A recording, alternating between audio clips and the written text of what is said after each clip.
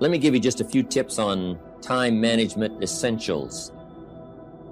First of all, you run the day or it runs you.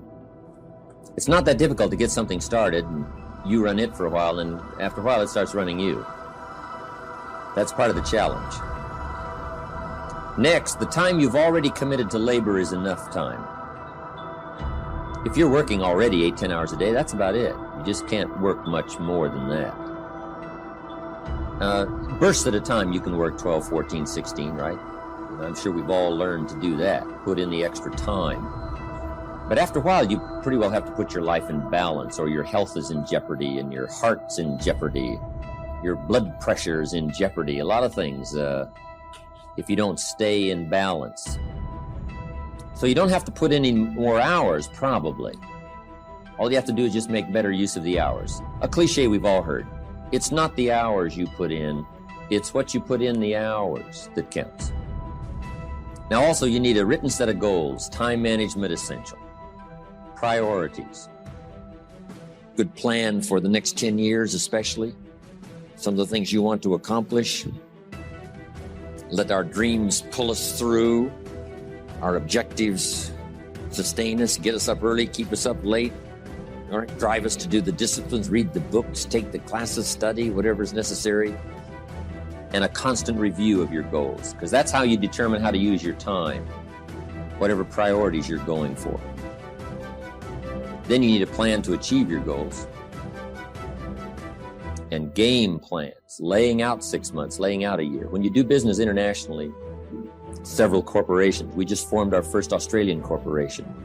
You just got to have game plans to lay all this stuff out. Otherwise, it just doesn't get done. Things get missed. Taxes don't get paid. The details don't get taken care of. You've got to learn to think on paper. And if there's one thing under time management we can get across that's major, that one is it. One of the things that we know about life is that it is always changing. Sometimes you're up, sometimes you're down. Sometimes things go real well, and sometimes they don't. Sometimes you're happy, and sometimes you're sad. Now that's that thing called life. And when we begin to understand and know that, accepting that reality that we will never ever have things just on an even keel all the time, that you're going to have some ups and you're going to have some downs. But during those down moments, that's where the growth takes place. That's where the work is. Anybody can feel good when they have their health, their bills are paid, they have happy relationships, the children are acting normal. Anybody can be positive then. Anybody can have a larger vision then. Anybody can have faith under those kinds of circumstances. See, but the real challenge of growth, mentally, emotionally, and spiritually, comes when you get knocked down. You got to keep your mind concentrated. Next time management essential is learn to say no. Boy, it's easy to overload your calendar, get yourself into all kinds of time management problems simply because you didn't have the strength to say no when you should have said no.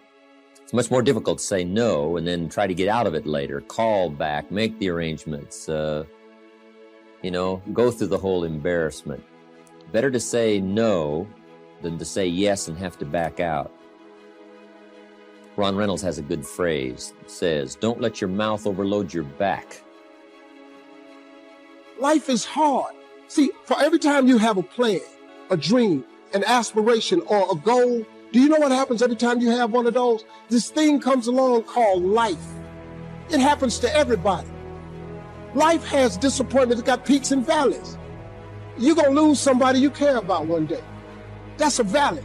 Somebody going to close the plant you thought was going to stay open so you can retire. That's a valley. Somebody going to fire you for an unjust cause. That's a valley.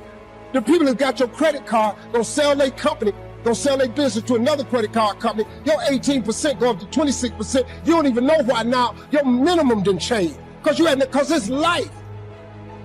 You can stop thinking that life finna be easy, because I got news for you, it ain't. I suggest to you, if you want to become diamond, write down 5 reasons of why it is worth it for you to become a diamond, to experience that level of achievement. What is it that will give you the drive? What is it that will ignite the courage in you to get up and come back again and again and again. How is it that you would be able, what reasons that can tap into that deep down feeling that goes to your gut, that no matter how many times you'll get knocked down, that you're coming back? And during those moments when it's hard, not only must you have patience and engage in consistent action, but you must turn to a power greater than yourself and just say, Lord, whatever I face today together, you and I can handle it. And I know some way and somehow you'll make a way for me. But here's what the great law says. It does not say if you need, you will reap. That's not what it says. Someone says, well, I really need to reap. Then you must learn the basic law. And without education, see, you'll be left behind. Here's what it says. In order to reap, you must plant. Guess who deserves to reap? Those who plant. So could I deserve something unique and valuable? Yes, if you understand the law, if you understand how it works in your own self-interest. We must plant. We must give to the soil. We must turn it loose. We must let it do its work. We must have patience, take care of it. Now we deserve the reap. If you need, you must plant. Next, if you need to find, in your own self-interest, if you need to find, here's what it says. You must search to find. Finding is reserved for those that search. They're the ones that deserve it. Somebody who says, well, this person really needs to find a good idea, then they must go searching. Good ideas are like mining for gold. You've got to develop the mental machinery to go look, go sifting, go searching, go looking. And if you search, what? You will find the promise is there for everyone in their own self-interest. You'll find all you need to find. If you search for it, you'll find everything you need for your health, everything you need for a flourishing lifestyle, everything you need for a good marriage, everything you need to strengthen your friendship, everything you need for economics. You will find if you'll do like you did today. Spend a couple of days searching, taking a look, seeing if someone has some good ideas to share. All things are conditional. God says, I'm an amateur on God. God says, if you'll move toward me, what? I will move toward you. It's always conditional. Which could also be translated, God says, you don't move, I don't move.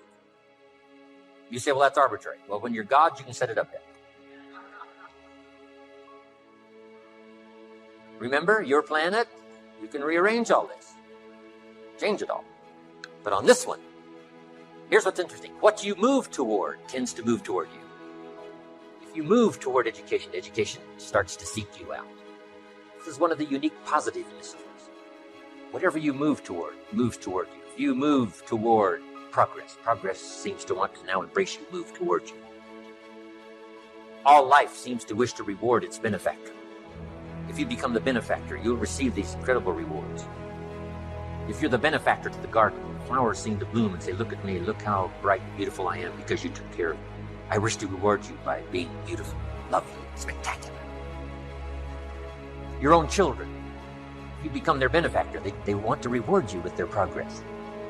I taught my daughters how to swim, right? My daughters would say, and to dive. My daughters would say, Daddy, watch, look, watch, look what you've created here. I mean, you've spent the time with me and, when it didn't go well, now look at me. This is the payoff. Watch me dive. I was their benefactor. Now all life wishes to respond to the benefactor. Those who give their time, give their effort, give their patience, give their ideas, the benefit of their experience. Now, whatever has benefited from that wishes to respond. The crop wishes to grow. The child wishes to show you how much progress they've made. That is so exciting. Otherwise, the wisdom is wasted. Otherwise, the emotion soon passes. Unless you put it into a disciplined activity. Capture. Discipline is called how to capture the emotion and how to capture the wisdom and translate it into equity. Disciplines. See, if you're going to put in a day, just put in the whole day. And if you're going to take some time off, take it all off. Right? Take the whole day off. If you're going to work a day, work a good, long, hard day. If you're going to play all day. Either work all day or play all day. Because guess what? If you're gonna knock off at 3 and go play, guess what you're thinking about all morning?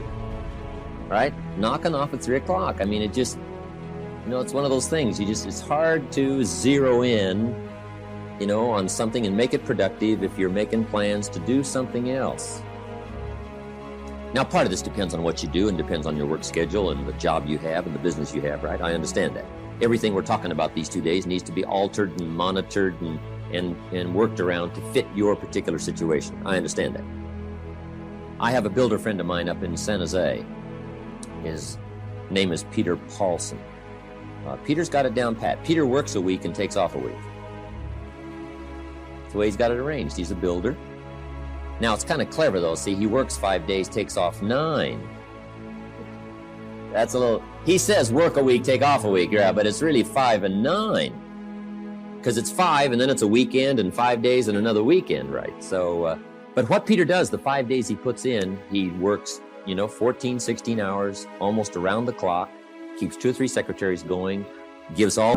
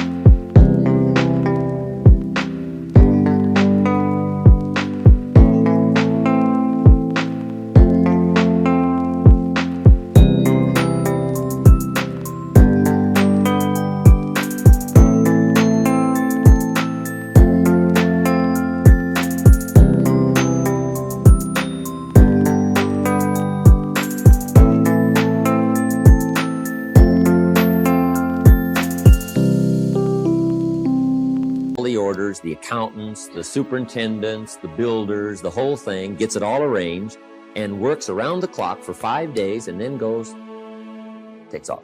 Now, you might not have the luxury of being able to do it that way, but just work on this. When you work, when you play. Okay, the next time management essential is analyze how you are and then either compensate for it or change. Sometimes you can remain how you are if you just make other arrangements. My staff discovered I'm a poor courier. They said, Mr. Rohn, here's a check for Jerry Haynes. You're going to be up north, right, in the next couple of days? I say, yeah, no problem. Give it to me. I'll see that he gets it. Guess when I next hear about that check? From my cleaners. Saying, Mr. Rohn, we found this, right? Now, I say, look, I know I messed up that time, but, next time I'll make sure. See, but it just doesn't work. I'm not good at it. So we've got a little rule at our office that says, don't give the chairman anything, right? Don't. It won't arrive. He can talk good, but he's a poor courier. It won't get there. So you just got to analyze how you are and then make the compensations for it. Now, you can promise to change all you want, right? But if you're not going to, then make the other arrangements. I finally got somebody to help take care of reading financial statements and taking care of, a lot of corporate business and matters that I promised I would do myself, but I just never did get it done. And it used to be terribly costly to me for IRS and taxes. Unbelievable. But I finally got somebody to take care of that. So if you're not going to change, if you're not going to do it, even though you promise yourself year after year, just then make arrangements to see that it gets done. So analyze how you are. If you're good at bookkeeping, then keep your books. If you're not, just don't keep promising.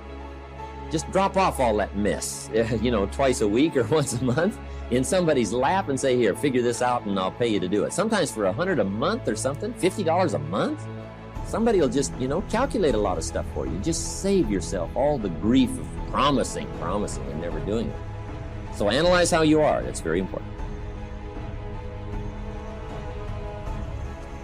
Time management essential is have a certain time to solve problems. We found that helpful, especially in the business world. We say problems after 3. Just set them aside. Now, you don't ignore them, but you just set them aside in a certain time frame. All the problem calls, you just call back after 3 o'clock and just go right through them. Now, also, in setting them aside till 3 o'clock, problem comes in at 9 o'clock.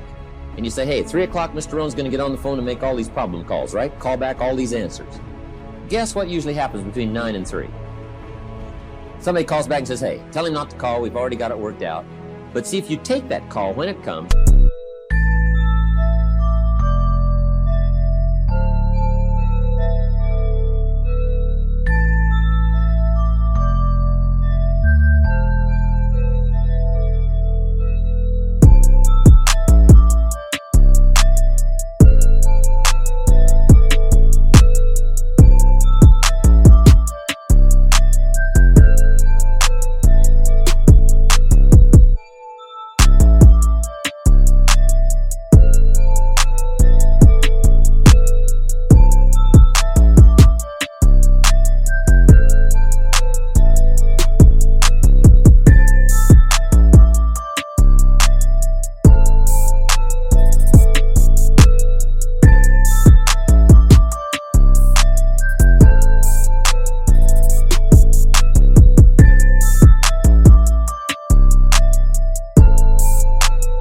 sure enough, now you got to spend time.